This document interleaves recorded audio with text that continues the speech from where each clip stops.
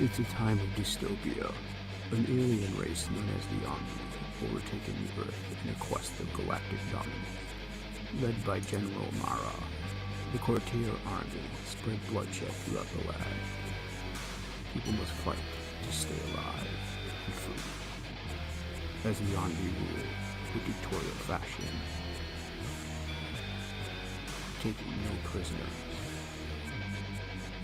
A lone bounty hunter is accidentally thrust into a war he didn't ask for, befriending a tumulty rebel as he seeks the ultimate prize. And the samurai priest leads them in their path. Will they succeed or will they fail?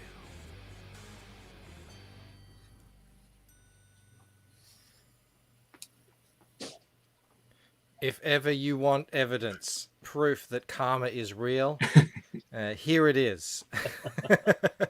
Welcome to the show, everyone. Just a little bit of background.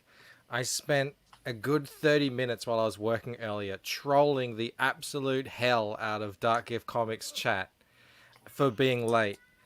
And as soon as we were about to go live, my internet just says, I had to restart the computer, run back into the house. We check the upload speed. It's at 130 kbps or whatever that is. Kilobytes per second. Kilobytes per second. Yeah. I think they say you're supposed to have 3 megabytes to be able to stream. So I was like, yeah, that's probably not going to cut it.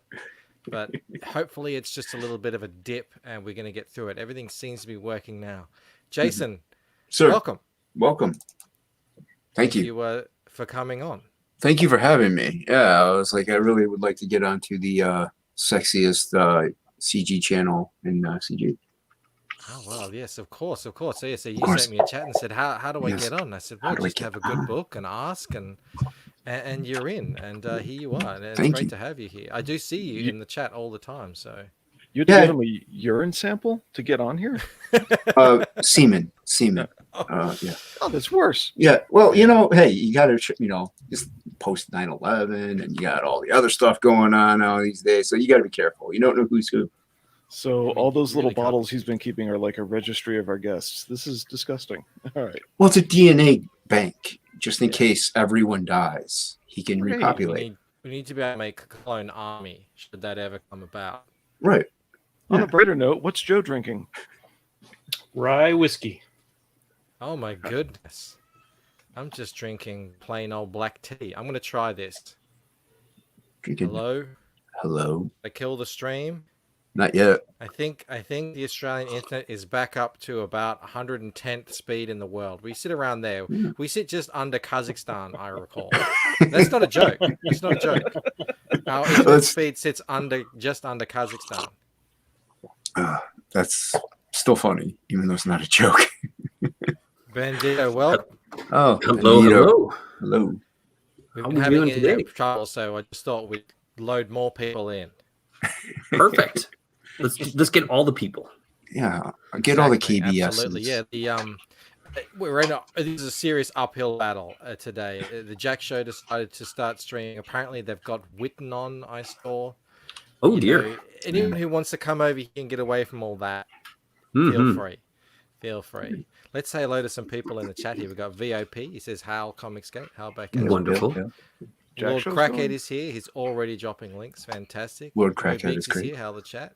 He's a good crackhead. Antoine Dennison says, hello, Mo. I feel like really going to start getting it from Mo in a bit. Todd Struth is here.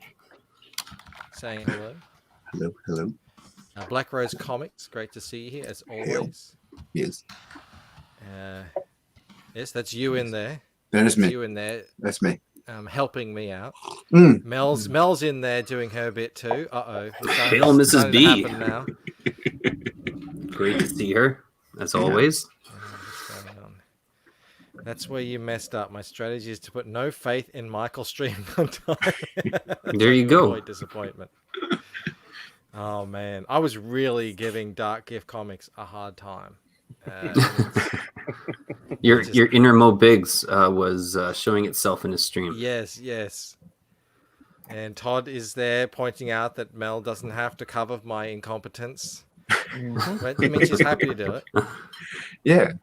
Yeah. It's always. I nice think to she's work. more pointing it out than covering it Yeah. up. Yeah, I think it's more. Look at Skip. this. Look at Skip. this disaster. He says, "How you going, fellas? Hal Mo Biggs. Thanks for being on time. I appreciate your dedication." Yes, the sun is out here down in Australia. So if you Ooh. hear any muffled scream in the background, it's my kids tormenting each other as they run around the cottage. Speaking of which, the chat missed this. Right as we went on, you yelled, "I'm streaming," and it sounded to me like, I mean, you were talking to us to say we're going, shut up, but it sounded to me like a dad telling his kids to quit banging on the bathroom door because he's busy. Well, I Go away. politely, while I was restarting the computer, I politely said, "Kids, I'm about to go live. I'm streaming." Yes, and then the yelling continues. "Kids, come on, quieten down." And now they're right outside the door. And I said, "I'm streaming." And they say, "Okay, Papa," and they run away. I thought you were talking to us. No. Well, I same wouldn't. mentality though. We are the kids. I'm Yeah. streaming, guys. I'm It's happening. streaming. William C's here. Great to see Hello. you. He says, "Hal, the sexiest chat." Yes, Absolutely. sexiest chat in Comics Gate. They are what they are. They are, as always. Oh, Skip, you're forgiven. 100% forgiven. $1.99. Thank you. He says, "Thank you all for being here." I guess that doesn't include me. He wasn't specific, so you He could be wasn't, right. but He that's wasn't. what I infer. Yeah. Oh, Felix is here. Fantastic. He says, "How the Felix. channel, how the Pat. Great to see you, buddy." Link What else artist. we got here? Well, we got. I think this, all things considered, internet and competition. I think we've got a good little show out here. I'm very happy that you all here, and I'm very Same. happy in particular that Jason is here with us Oh, today. thank you. Yes, thank you. Good, and I'm glad to be here. Like I said, I love this show. It's fun to watch. You know, it's very informative, and you have a couple chuckles, couple laughs. Oh, Skip. Yeah. It's always good. We do like a chuckle over Yeah. here. Jason, this is your first time on the show, my friend. Yes. You Yes. know what that means? I don't. It means on top of the semen sample Ooh. and urine sample, Oh, you Feces? you have to deliver a written background. We need to know your criminal history, your social security number, if possible. No.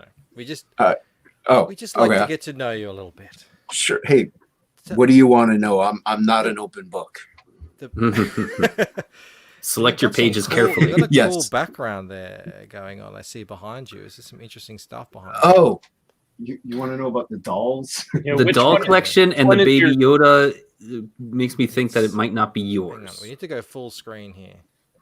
I just want to know which doll is his favorite. The one that stares at me the least while I sleep.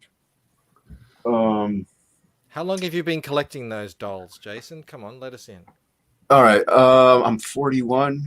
Carry the 2. Never. 0 years. Yeah, Yeah. 0 years is correct.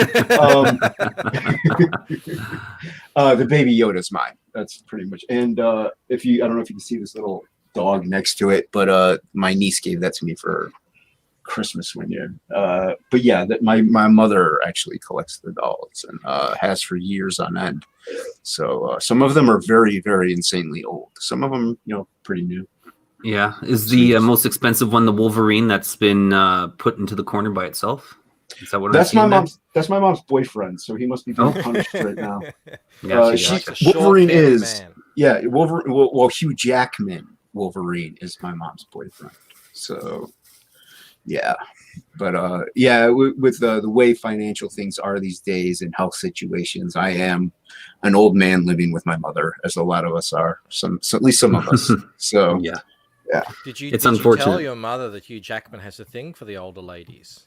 oh, I will have to inform her thusly.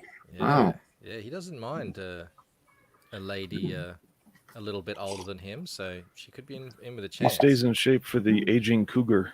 Yeah, but hey, you got to stay in shape for something.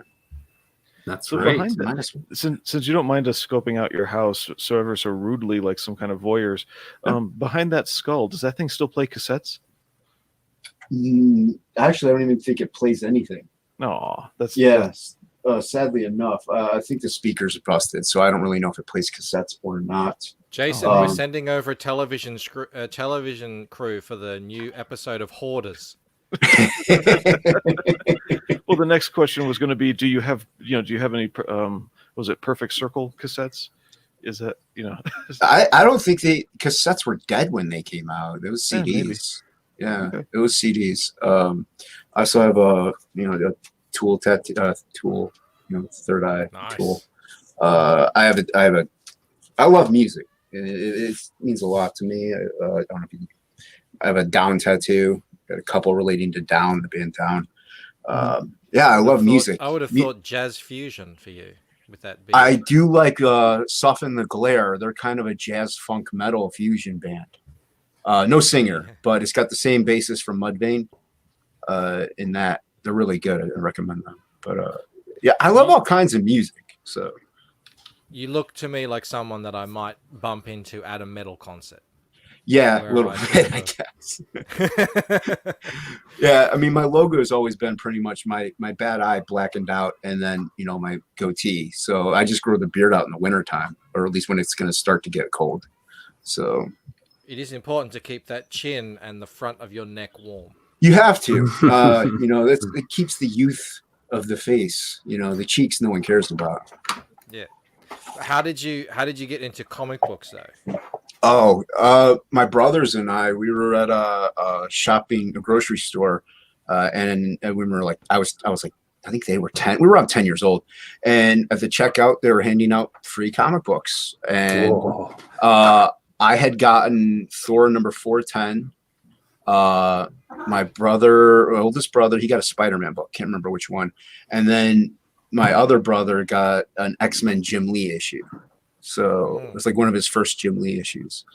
So that ever since then, the bug bit us, and we were to the races. I did stop collecting when I went to college. I was in my 20s, so I did stop collecting for a few years here and there. But yeah, we were pretty much always into comics.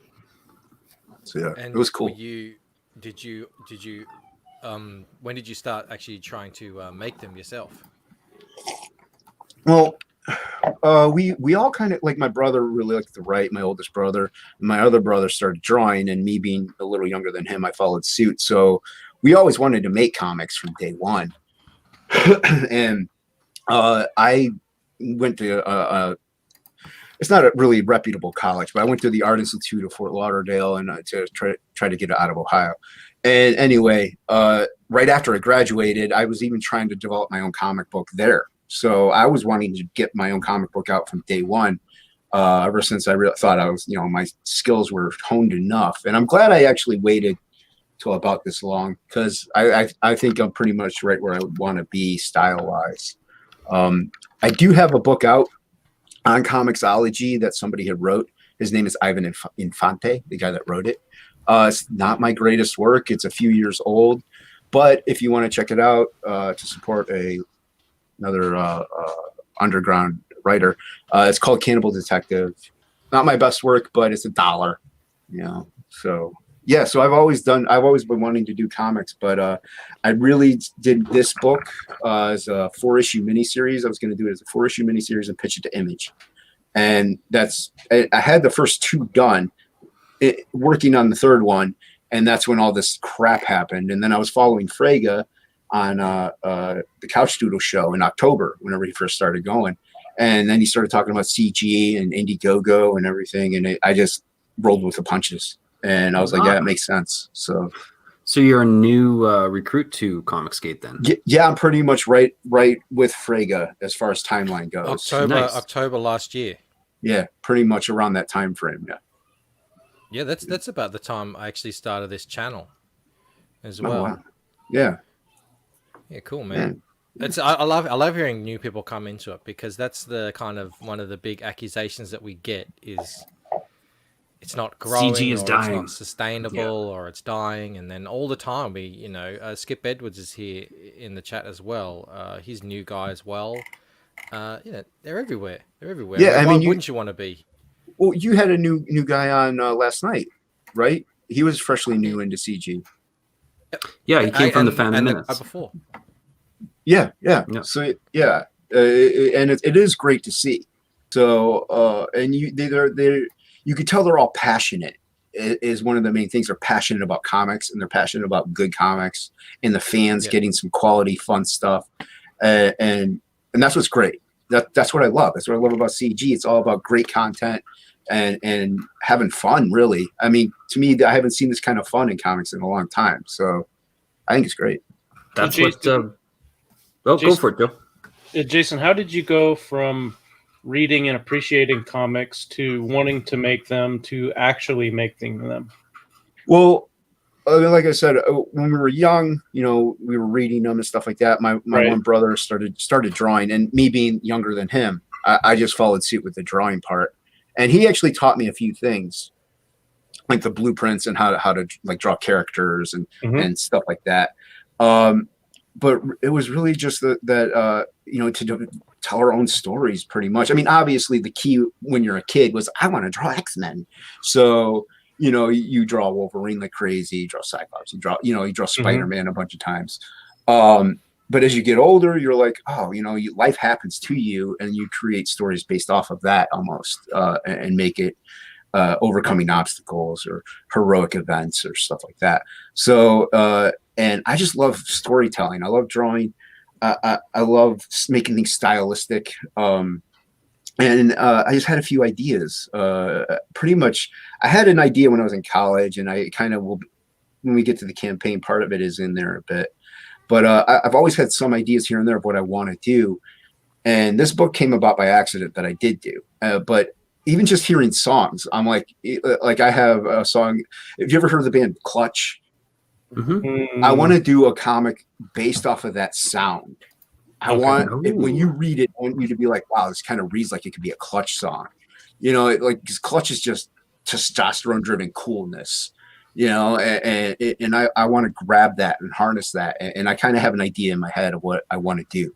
And I think with the character I have in mind. So even from that though, I just want to tell great stories. I just want to tell something fun. So that's kind of what made me want to do my own book is the pure excitement of it. And that if I'm not drawing, I'm not happy, to be honest with you. I mean, I have happy moments. I joke around, but when I'm drawing, I'm at my pure happiest. Like at work, on my lunch break, I don't eat, I draw, because once I'm done, once I get off of my half hour, I feel so much better. Like I used to get so stressed out and so tense. I'm like, oh, everything's crazy right now. I take my lunch break, I draw a little bit. Once I go back, I'm like, all right, let's get back to work, and I'm good. So it recharges me, and I love comics. I love art, and I love storytelling. That kind of made me want to do it. Speaking of your drawing, yeah. Oh no, I feel that. I feel exactly the same way. I get up first thing in the morning. I'm at the computer drawing.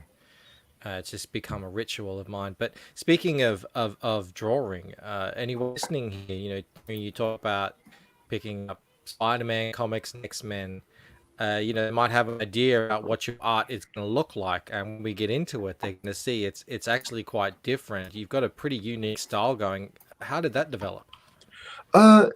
It did come from comic books, like especially people like Sam Keith. He was a big influence, in Todd McFarlane, and just like you had your standard, like I said, I've initially had 4410. Ron Frenz drew that, very anatomy based, very Jack Kirby-esque, and great storytelling. And I kind of grew up with that great storytelling. But once I got my hands, and once my brother had Spider-Man, so Todd McFarlane was introduced into the family through that. And then I see people like Sam Keith, because my other brother collecting the X-Men comics, Marvel comics. It just saturated into me, and I just love that you could play with the anatomy, you could play with the style, and still it could look cool, be wrong, but still be right. And yeah. I love stuff like that. Like, this is a character thing for one of the tiers that I did, but like he's kind of stretched out a little bit. The anatomy ain't perfect, but he's fun. He's cool. He's dynamic. He's energetic. You can't have anatomy like this. His forearm is like crazy, right. If you think about it, but it doesn't matter in my opinion, because it looks so cool. I think it looks cool. Yeah, So, well, there's an expressiveness in the artists that you mentioned, and it's clear to anyone familiar with their work that you've taken that sort of inspiration and it's helped inform your style. Whereas, like you say, you're not trying to go for a photorealistic anatomy study when you're drawing. right. You're making artistic decisions and you're establishing a visual aesthetic for your book where you want somebody to pick it up, and if they like what they see, they're going to get into it.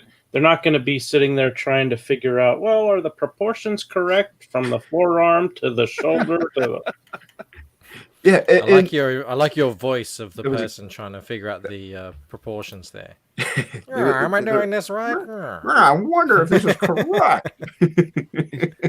Joe is the substitute voice for the alien on American Dad, in case you didn't know. Oh, all right, that makes sense now.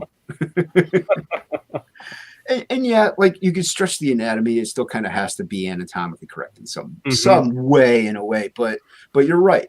You know, I mean, I do like that kind of, and I can do anatomically correct stuff. I drew traditional superheroes from, you know, for almost my whole life, so I do know how to do it.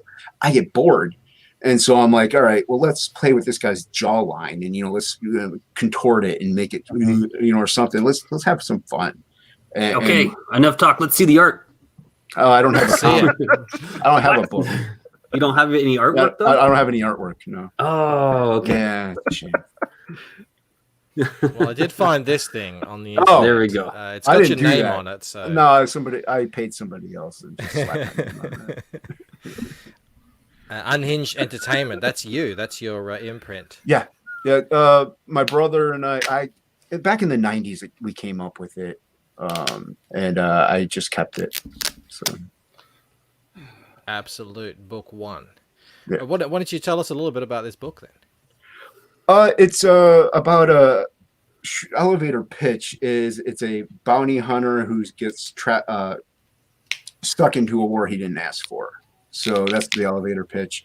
But pretty much alien race has overtaken the Earth in galactic dominance, and because they're just out to overthrow everything, and pure egos, and kind of like Star Wars, a rebellious bunch of group of people are like, this isn't right. After so many years, they start to build up, and they try to overthrow the alien race. And the woman is a part of that now, and the guy is just some guy collecting contracts. He takes her in to go after a contracted item to get him money, just because it might be dangerous. And then along the way, you get introduced to other characters.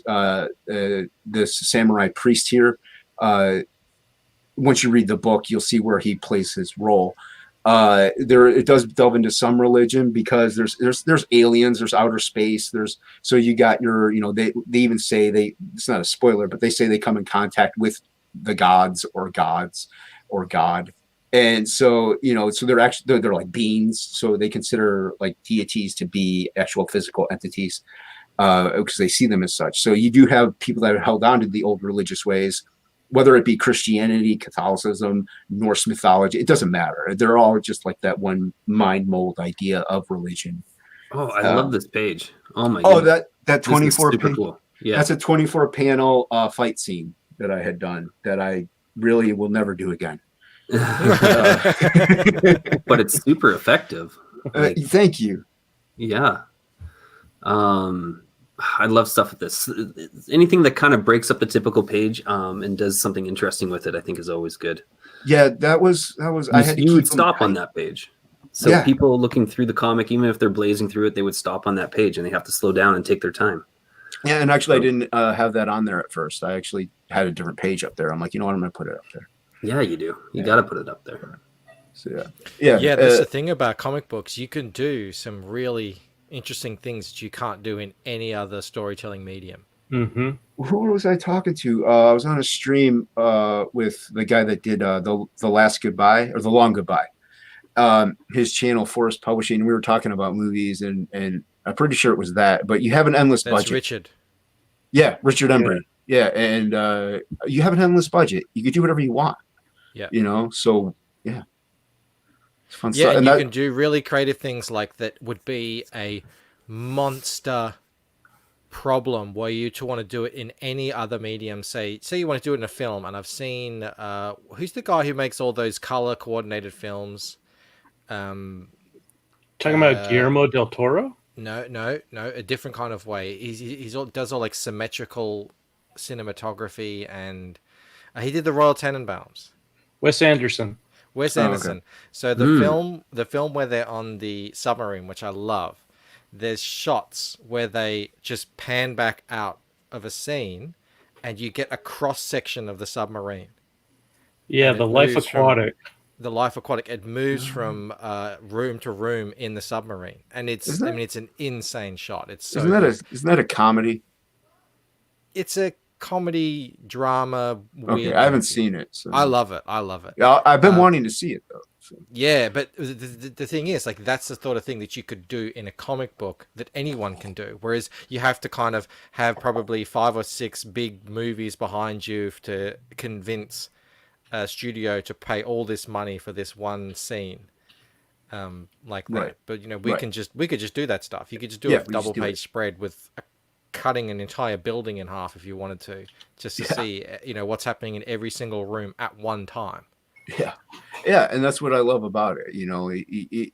Why stop it just like this guy gets shot and you see a little bit. No, man, explode that thing. Show some guts in there and like some noodles hanging out. And, like go the whole 9. Or Go blow deep. up a building, blow it up. Do take it beyond what you should take it. Yeah, I mean, if this was a Netflix show, you'd be like, well, I want 27 eyeballs. And they'd be like, well, we can get you 4 max, no more than that. And you're like, not good enough. Messing Not with good my enough. creative vision here. Yeah, I like eyeballs. Jeez, and I need them all to be slightly different too. They're just like, Well, they're bubbles, so they're Bubble balls. yeah. So you're getting love from the chat for your black and white work. Yeah, thank you. Yeah. And I did see Lord Crackhead say that, Frege, I do believe, is doing the Samurai Priest for the trading card that everybody's going to get. So, Nice. I have to get it and color it, though. So, yeah. yeah, I'm a big fan of the black and white books. What is it? What stock is it printed on, though? Well, I have to print this still, but Is it? it's going to be a thicker stock. I wanted to have the Sin City type book feel, like a flat matte cover, matte interior pages. Oh, good. Yes, good, yeah, good. I don't want to push anyone, but it's like black and white to me. I just love it in that matte paper. Yeah, Yep. it has to be matte. It can't Same be here. Yeah. When it's And gloss, it doesn't work for me. And also, the funny thing is, matte costs more. So Shadow Shoot is that's the thing, shiny. isn't it? And if you want to go like really, really rough recycled paper, that looks cheap, that's even double more expensive. Yeah, it's pretty funny how that works that way. So of course I do a black and white book, which is I want it to be, like I said, I was influenced by Sin City doing this. So I was like, it's got to be black and white. It's got to be that card stock cover. Oh, that's a traditional page. So most of this is digital. I have 5 traditional pages, and that alien is one of them. Ooh, cool. Yeah, who is this guy? They're called the Envy. So that's one of the Envy. And they have they share a hive mind. So they speak in we, us, they. They're highly intelligent, telekinetic, telepathic, over heightened strength. They're just like a superior being, superior race to everything. And so, he's right here. He's recharging himself, so to speak. He's building up energy, more energy. So he's got that cap on. Think of it kind of like, what is Cerebral? Thank you. Something kind of like that. It's recharging him. He's building up his strength. Like in this, he even says we're too weak right now. So yeah. When you say superior, is that how they regard themselves, or are they objectively superior in some way to humans? Well, I mean, obviously, everybody has a weakness of some kind, but they are genetically and mentally, intellectually, they're superior overall. Okay. But their weakness is their ego. Okay. You know, so they think they're so high and mighty. That's their downfall. See, that's something I like about certain types of writing is that's something deeper that we can all relate to, you know, or see as a downfall, no matter where you come from or what culture you're in. That's cool. Thanks. Yeah, These guys are and- really big. yeah, they're bigger than regular. They're not like 20 feet tall, but they're maybe about 8. You know, so they can get 8 to 9 feet tall. They're big. They get big. And if you look, he's got 4 pecs because whenever they go into fighting mode, they grow out 2 other arms. And yeah, so he is. That's Are why he's there got lady aliens too? these ones. You know what? The SJWs would love these aliens because they don't identify with any sexuality whatsoever. So yeah, So flat chested all the way. all the So way through. Yeah. Just one more reason to annihilate them, I guess. No, but no it is cool. AAT with no AAT with them. Yeah. Oh, would it be like AAATT or no? Anyway, that's really cool. People, whenever they give a character 4 arms, and it's usually some huge, you know, very muscular dude, he has only 2 pecs, and there should be like another pec. There should by be the another lat set of pecs. Yeah, or and something. lats and Yeah. like everything. He should just be built disastrously, and they're Yeah. not. So yeah, I mean, I actually, these guys are pretty, at least kind of these guys, but they're pretty old. The head and long arms and stuff, I actually had designed them like 20 years ago, and he's tattooed on my arm. So he's a little different because he's got like spiraled down intestines that go right into a skull, and he's holding a pyramid of power. But these guys are a little Normal stuff. Yeah. Oh yeah, normal stuff. But these guys are a little different in that aspect where they actually have bodies. But so yeah, I created these guys a long time ago. So Jason, is this a case where the story's been percolating for quite a while and now it's fully formed, or was it more certain design elements like this particular character you've had for a while and then you kind of wrote a story around those elements, or was there something else going on there? It was more writing the story around the characters because I drew the first page and it kind of marinated for the longest time. And I went back to it and I'm like, all right, I could do something with it. And I then drew the second page and I'm like, all right, well, this is what he's going to say here. And then I was like, all right, well, we got to have something kind of motivate the storyline more. So I'm like, all right, so I got to have some kind of action type thing happen next. And I just went from there. And I was writing it as I was going. I mean, kind of knowing what I was going to say with the next page or the next couple. But once I got almost done with the first issue, so to speak, I pretty much knew how it was going to end. Okay. So, yeah. Now, like certain people, like this Samurai Priest, he was first shown in like the second page back as a background character. I was like, that guy looks kind of cool, and I was like, let's put him in the book. And so that's where they came about. I really didn't have a plan for this. Okay. Yeah, that's old school way of making comics, isn't it?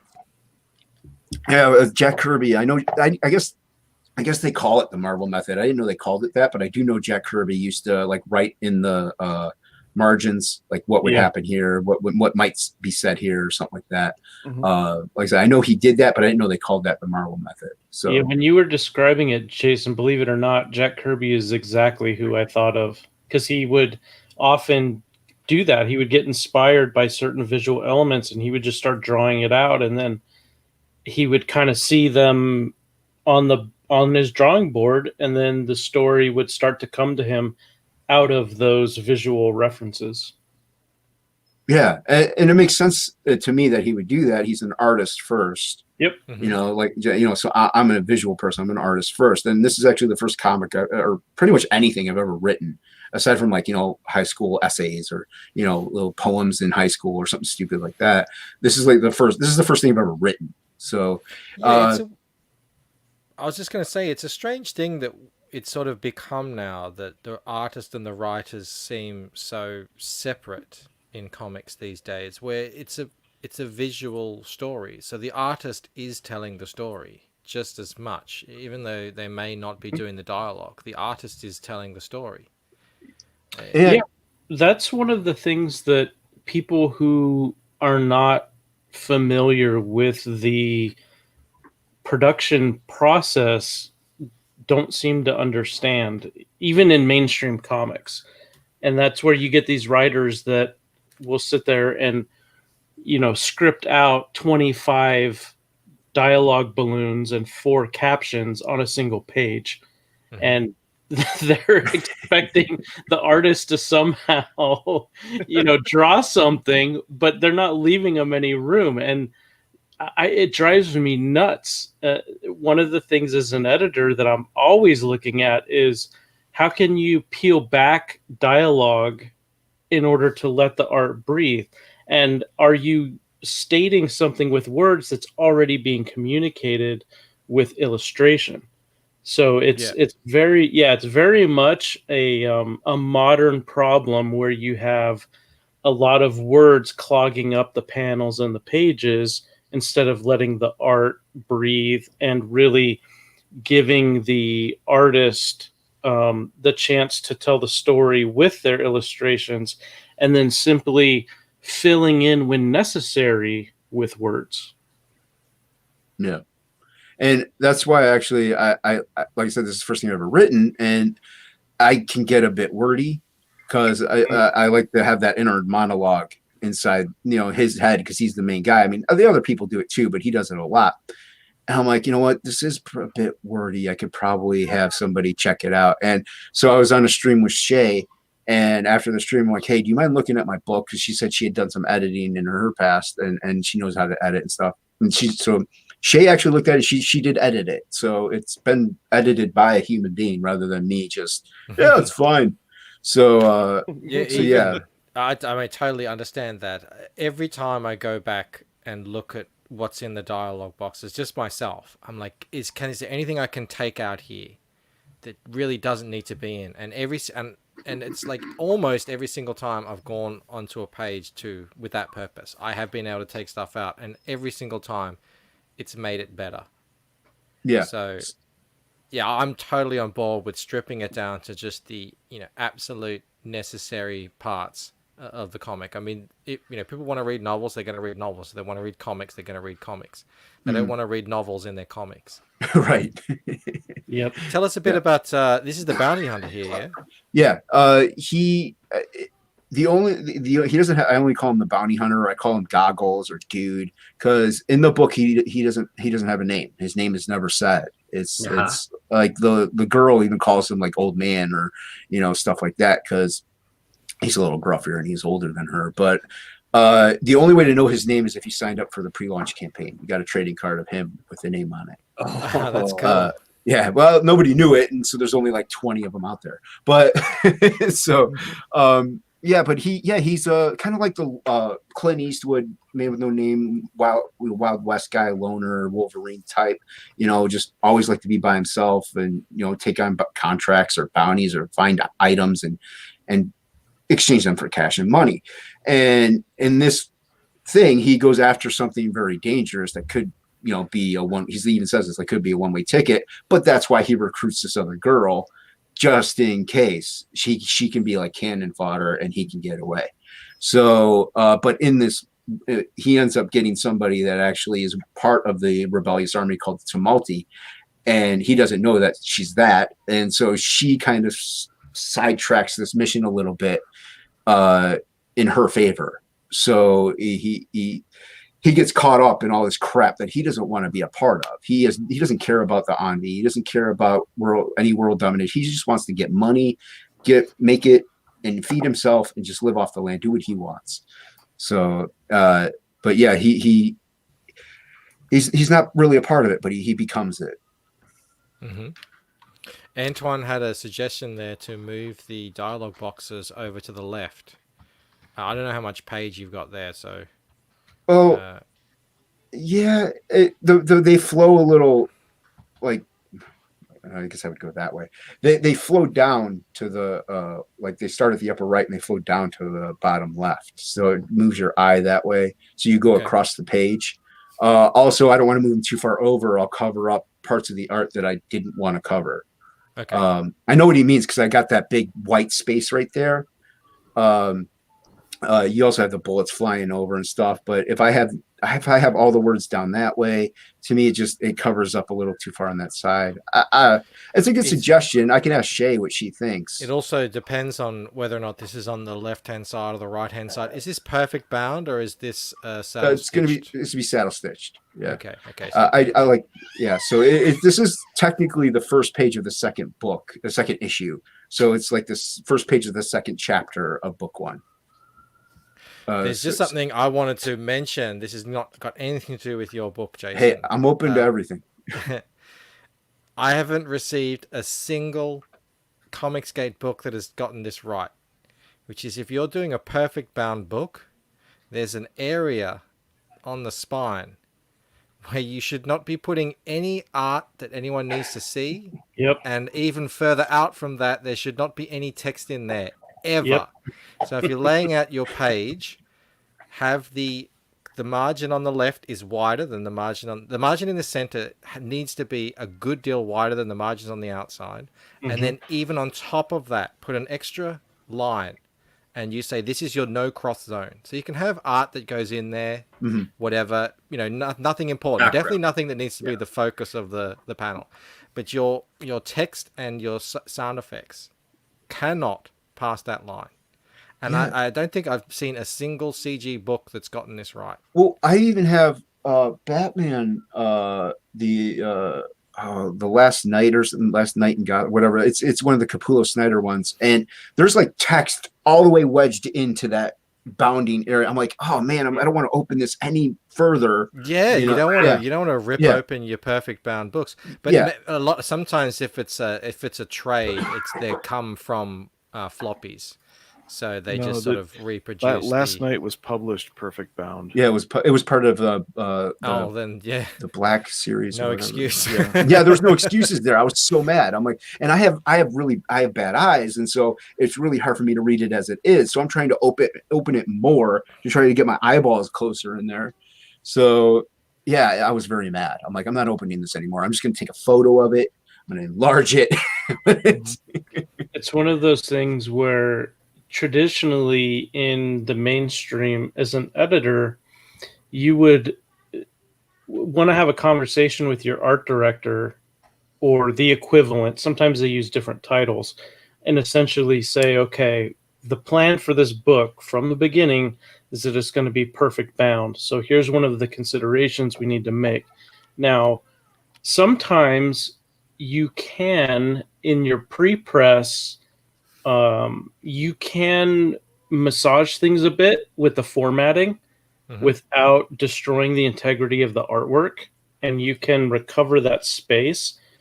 But in my opinion, what probably happened is that the assumption was that book that you specifically are talking about, Jason, is that the assumption was that it was going to be saddle stitched.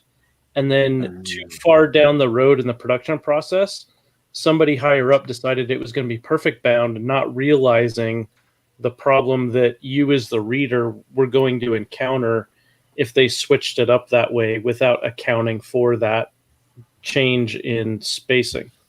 Yeah. I mean, it was part of the black label. So I don't know if those were always meant to be, or like you said, maybe they were supposed to be saddle stitched at first, and they're like, you know what, black label this, let's make it perfect bound.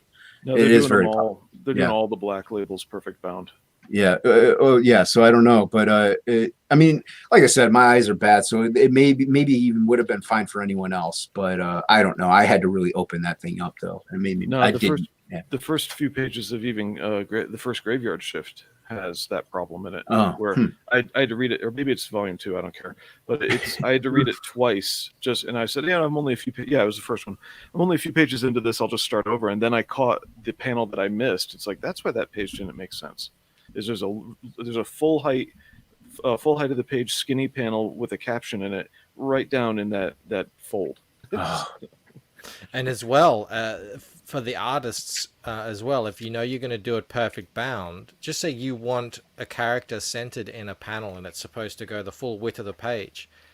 Remember that visually, once that's opened, a good chunk of that panel is going to disappear. So if you perfectly align it in the center of the panel, it's going to look like it's more over to the right because you're only seeing 85% of the panel when you have it bound.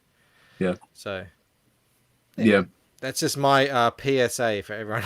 Yeah. Well, I mean, the next book could very well be Perfect Bound because like I said, it's supposed to be 4 issues, but I might not have enough space to end it in the second half, so I might have to extend the page count, which would push it beyond Saddle Stitch to Perfect Bound. Yeah. So yeah, I'll have to keep my eye out. Tell us a little bit about this guy here. The samurai priest, he works for, so to speak, the mystic sage that is in cameos in this book, and the sage, like you saw him like with the eyeballs. That's the sage guy, the mystic, and he sees where the travelers are, Danny the girl and Goggles, and he sends the samurai priest out for them because he knows they're important. So the samurai priest goes down to find them, comes up with them, encounters them, and he's kind of a protector. He can feed off of, he can focus his chi to feed off of the environment if he wants. So he can actually live sustainably without food or water for a very long time. He can increase his mass, his strength, by doing so as well. So they follow kind of a basis religious aspect of be good, a good human being, be a good person, and he has a samurai sword, so he's called the samurai priest. So yeah, but he's devout, loyal to the mystic, to the wizard mystic, and he's kind of a protector. Well, he's not kind of, he is a protector, peacekeeper. They keep balance kind of in the mystic realm. So so yeah, he that's what he can do all these things, but he can't grow hair back on the top of his Hey, head. he's old. He's old. We've all been there. That doesn't mean he's not trying. I haven't been there. Me either. I think the internet hasn't failed lately, so I'm going to try going back on screen again. Yeah, it's been pretty So small. last time I did this, you all started roboting, so if that happens again, I'll disappear again. It won't be good. And that's successful so far. Yeah. All I'm hearing is that every time Michael shows his face, the internet breaks. It's too much sexy. That's what it is. I have that kind of face. Did you guys see that that clip that Lord Crackhead put up on Twitter the other day of Joe and Svi talking? No. That's getting a lot of likes and retweets. Is it? I saw it. I gave it a like, but I haven't gone back to it. I haven't seen it. I work like my hours at work are weird. I work 11:30 to 8. So if he posted between that time frame, I may never see it. Do you Twitter a lot, Jason? I try to post at least twice a day, whether it be sharing a link of somebody's like campaign or something silly or something like sharing my own campaign or something. I try to do at least a couple times a day. I don't see the point in saying, "Hey, I had a wonderful Diet Coke today." It makes no sense to me.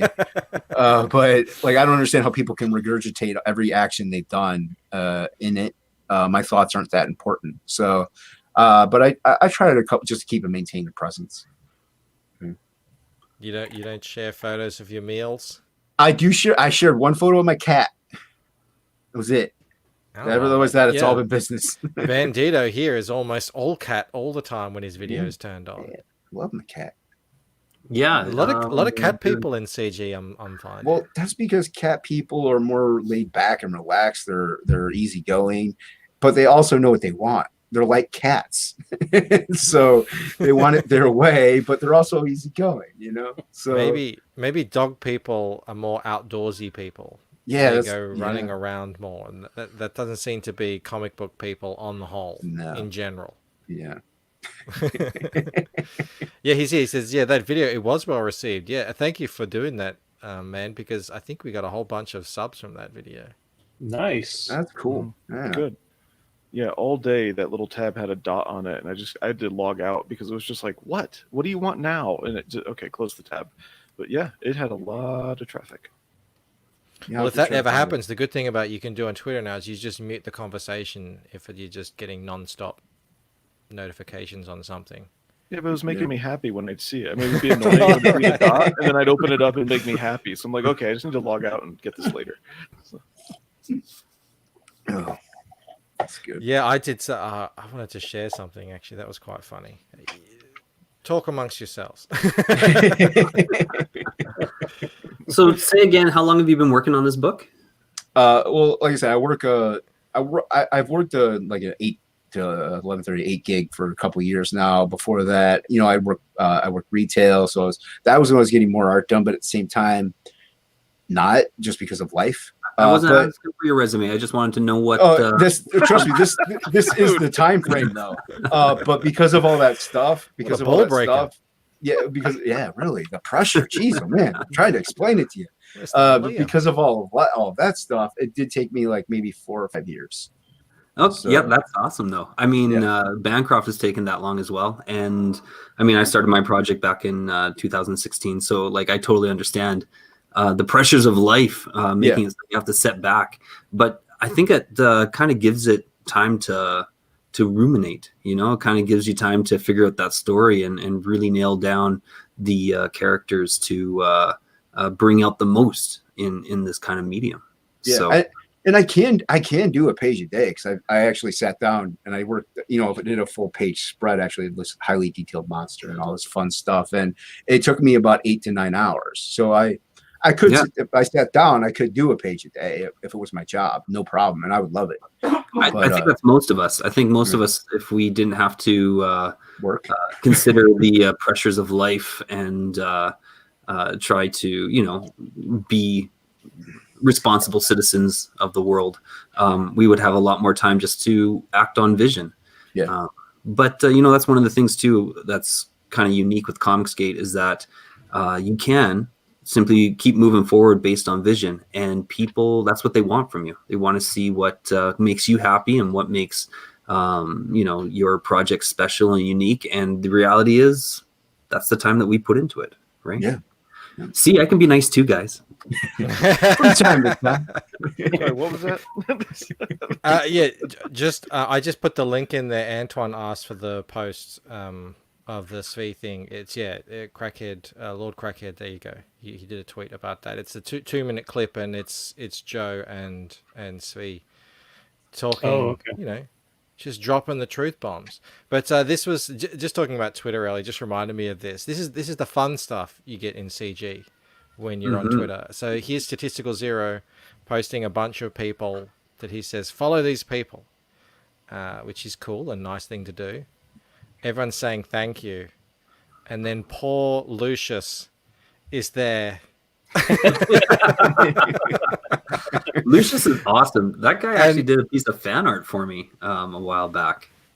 Yeah, he does a lot of fan art, and I mean, we've all had this feeling, haven't we? When you're trying to get into a group and get yourself out there, and it does feel like that for such a long time. So I thought I'd be kind to him, and I gave him this one.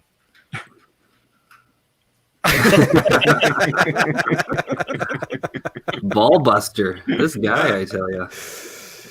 Yeah, you got to break people's balls because if they stick around, then they were meant to be. The nearest antecedent to the pronoun for they was balls. If the balls stick around. If the balls stick around. What's wrong with you, Michael?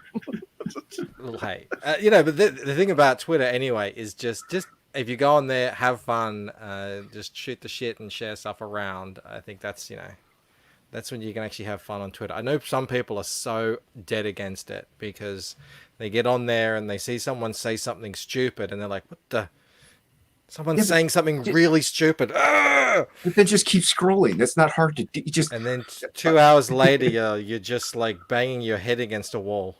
Yeah, exactly. Yeah. If you just kept scrolling, you wouldn't have been there 2 hours later. Yeah. I see Skip's already given you excuses here. I know. I've been reading your script, Skip, and here you are off playing silly little games. Oh, Fortnite came out with like a Marvel thing, I think. My nephew. You can be Thor. Yeah, you could be. My nephew stayed up till 3 a.m. because that's when it was coming out. I'm like, all right, dude, he's 10. We all used Kids to do get that. addicted to that shit. Yeah, Fortnite's. Yeah, the little ones really like it. It's good. Ah, well, you know, what goes around comes around. Huh? Excuses, excuses. Let me reshare. Where were you here? Right here. Absolute. Get this back up. So this is still in demand. It's Mhm. still in demand. It's in demand. Yeah. Mm. It's like the So I remember ATM when machine. when this was out originally, and I didn't have any money, but this is definitely going on the list now. We're going to pick this up. Oh, thank you very much. Yeah, I didn't have money at first. Now I have money, and actually, I'm setting up the does. print files, so I'm hoping to go to print really soon. Nice. Yeah. So and I'm waiting on the Frege trading card still, but aside from that, and the patches, those are the two things. I need the trading card and the patches, but everything else is stickers are printed. All the other trading cards are up and done, unless I have to order more for more backers or something. But everything's done.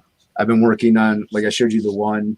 I've been working on the character sketches for the sketch perk, which you get the books and you get What? yeah, you get this to me is Awesome.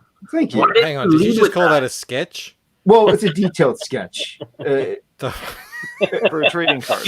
Everyone I'm going to get remembers- so panned for my quote unquote sketches. Yeah, but everybody remembers when I was like, okay, enough talk, show us some artwork. He's like, I don't have anything here. Well, I don't have a family or anything, so it's not like I have anything else to do. Oh, man. Man, So much this is trouble. insane. Thank you. Yeah, so I've been working on these for I think I have to do like 9 to 12 of them. We're about to end the show. How come you didn't lead with that stuff? Oh my goodness. Because you know I wanted things to build. Excuses, excuses. I did No, this. he For, left with the dolls. He I led did- with yeah, the you dolls. guys led wanted with the you guys dolls. wanted the dolls. Okay, I didn't have anything to do with that. You could have put something uh, in front of those dolls if you didn't want to talk about it, and you know that. Oh my goodness. Yeah, Okay, what else this you I did for Adam Lawson for the book The Eighth. It's Ah, yeah. pen and Whoa. ink and watercolor. So good. So Hmm. it was Yeah, fun to pun do. pun Yeah. intended. His new book looks killer. I mean, Oh, it looks yes. seriously And amazing. Shay did actually wrote a short story in it. So Yeah, yeah, I just saw Oh yeah, that. that's right. 6 Yeah. pages or something like yeah, that. she has 6 pages. But I signed up for that pre-launch. That looks amazing. Yeah. Yeah. And what a great combination of talent. Yeah. He's a cool guy too. I like Adam Lawson. There he is. Yeah. Just very quickly, because we only Real have a quick. few minutes left. I just Yes. wanted to very quickly run through your perks so that people know. I guess what if they these want are. them, I guess they could do that. You could. Yeah, I mean, yeah. you know, absolute combo. What do they get? You could just get both covers. You get the variant and the regular cover. But if you do that, you'll save $5. Ah, cool. Oh, Yeah. so this is only $15 for the comic, and it's Yeah. 48 pages. 46. Well, that's great. All right, Yeah. great deal. Well, it's black Of and white. so I lovely, figured- of lovely black and white matte pages. Yeah. Well, you know, Yeah, thank you. a lot of the classics are in black and white. Oh yeah, I love black and white. And then you get the variant for 20 because it's gonna be a lower print run. So Mm-hmm. Didn't Shay threaten you if you had it colored? yeah, she did. Okay. Frege yelled at me. Yeah, too. She's feel very that as well. persuasive. I feel that. She is. Yeah. But I was Frege like that. I was like that with actually Sigmate Studios as well with Terra Olympus. I was like, this is some. I have it. I killer still have to black read and it. white art. Yeah. Okay, Read so it. you get the absolute comic signed with print for 30. The poster is the print. Yeah. Mhm. 11 by 17. Yeah. Well, that's that color one that we saw. That Yeah, we're that's the using color as one. The, Mhm. Okay, so the absolute quote unquote sketch for $100. So you Yeah. get an incredible piece of art that he just showed off. Thank you. Yeah. Or you can get an original page print. Because it's mostly digital, so I'll print it out on These are my blue one-offs. line. Yeah, I'll print it out on my blue line, so it's actually on mine, and I'll add a little live ink to like some darks or something, make it actually live or Yeah, something. if you just put like a 1 of 1 or something on it, I've seen people do that as well. Yeah, that could So work it's like too. this is the only time it's going to be available. Or Luke printed out the blue lines and then repenciled it on blue, or over the blue, and then inked it. And so he's done that way as well, and it's still a 1 of 1. Yeah. As long as it's a 1-on-1.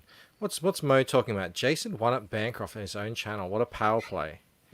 Michael is always boasting about his Barbie fandom. And then here comes Jason with a shelf packed with dolls.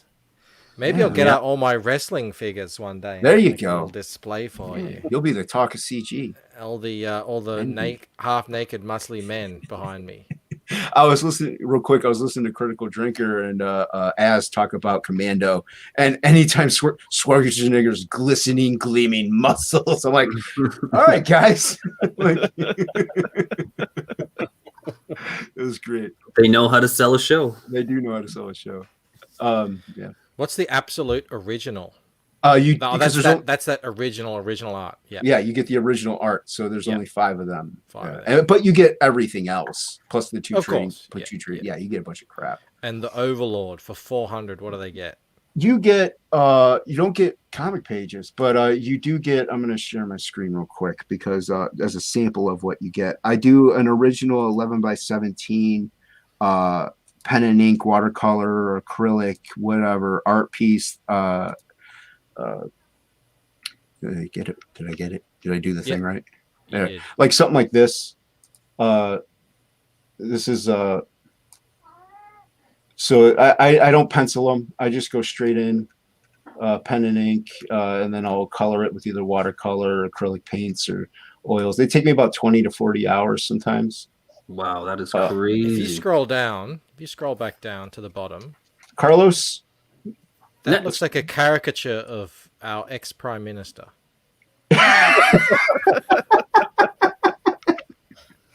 Oh, I call him Carlos, but I what's can he see- doing? What's he doing there? It's just, well, he's just chilling, but his head isn't doing so well. He's got a lot on his mind. That prince, yeah. Yeah. But this is just one sample of something, like an example. I mean, I these are called relevant or irrelevant things. But the one that I do for whoever backs, like I think one person is back so far. So, but yeah, I'll just, Does he ever complain about the other guy grinding his teeth? I would think that would get annoying. it looks like he's got better teeth. Look, his teeth are. I mean, they might be a little crusty, but they're big and they got good gums. Yeah, they seem healthy. Yeah, there's some good gums right there. Attached. I'm envious. You guys need to brush your teeth more, is all I'm saying. If you think that's healthy. The gums are good. That's all. Mike, would you say that that's a faithful representation of what was going through your previous prime minister's mind? No, I like him. I like Yeah? him. I'm very outing myself for my politics, but I've probably done that 100 times before anyway, so it's perfectly fine. You've been out for Yeah. a while. So, Yeah. Joe, Jason, I Look have a at this. question. Do you have like a website where your stuff is showcased? I do have a website. It's not really that updated though. My Instagram and Unhinged Entertainment Facebook page is more up to date than that. Tell me that doesn't look like the guy at the bottom of your art. It does. That is funny. There is some resemblance for certain. All right, we are going to have to close it out. I can hear my 2-year-old out there crying for some reason. Because he's 2. As they want to do. Yeah. Tell it's me what you non-stop need. these days. Everything. He comes up to me every time I come out of this cottage. He runs up to me and says, "Papa, I'm really a game." That's what he says to me, which in his mind means let's play a game. Yes. I thought it meant I'm having fun. Maybe he's crying because your daughter finally learned to do an ogoshi. So you might want to go check on that. He's very quick to tap out. You just like get him in. We were doing jiu-jitsu earlier, and he had me in guard, and he tapped out. But I understand, if you're a 16 kilo 2-year-old, and you've got this 100 kilo man on top of you, you probably want to tap out as well. All right, Jason, we are going to have to say goodbye. Thanks so much for coming on. It's been a blast. I'm really happy to have finally met you face to face. Absolutely. Yeah, I always love being in the chats. They're fun. Excellent. Thanks so much, buddy. It's a great looking book. Joe, Blue, Bandito, always a pleasure. And to the sexiest chat in CG, they came out. They had the choice to go and see crazy, weird narwhal stories, but they decided to come here and talk comic books. So that's why you guys are the sexiest chat in CG. All right, guys, we'll see you tomorrow. All right, bye. Finally, I can get this